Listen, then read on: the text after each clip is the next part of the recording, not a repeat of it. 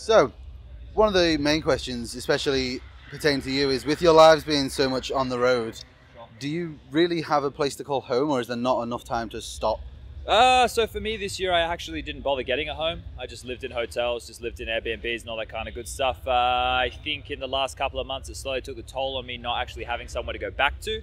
I'm not complaining about my job or my lifestyle or anything. That was my choice not to do that. But going into 2018 even, that's next year, I found myself a place to live in Europe. I'm going to rent somewhere, going to have a home and maybe find my sanity again. So that's a positive. Some of that is always good to use. With so much Counter-Strike happening on a near constant basis, there's like a big event every week. Is it difficult to, or does it feel difficult to come up with fresh content or takes on the same games whilst on the desk? Or is it changing fast enough to know that it's different? I think we get lucky with having multiple different events of different scales, like a Dreamhack Open. We get to see teams who aren't, well, Na'Vi of course are a tier 1 team, but we don't get to see, like, it gets to be a nice mix. When you do Pro League, you do online leagues, it gets a little bit repetitive after a while. But coming up with new content is something which I don't think is hard. I think it's just something which we need to get a bit more direction. Maybe the talent needs to have more of a close-knit relationship with production. And that way we can probably bring out new stuff. It's just about having the time, and the time is the problem when you have so many events. But I still think there's a lot to do as an analyst. I think there's a lot to bring. And when you do every event, or you do a lot of the events, your analysis, it just evolves as all the teams evolve, and you get to see everything happen. So get that front seat. You get to see everything happening in front of your eyes. It's good. Okay, so fairly, well, I say it's simple, a short one. What is your favourite event of the last year? Now we're getting towards the end. For me, I think, IEM Sydney was fantastic, getting to be in my home country. The crowd there was amazing.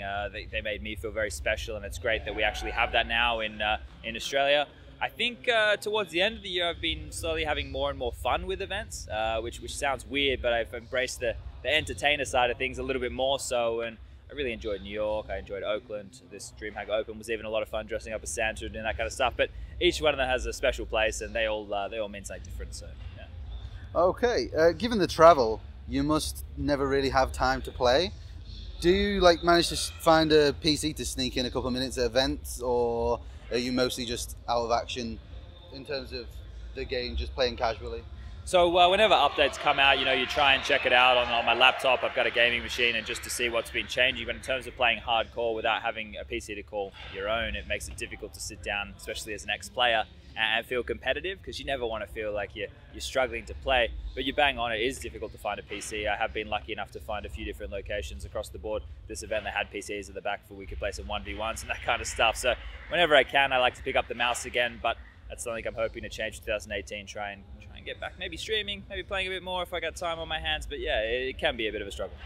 And for this event in particular, because of the outside circumstances that caused you to be running from the booth to there to doing extra content, does it feel like with all of the events it takes a toll on you physically and mentally, and taking just how much work you have to do between each event?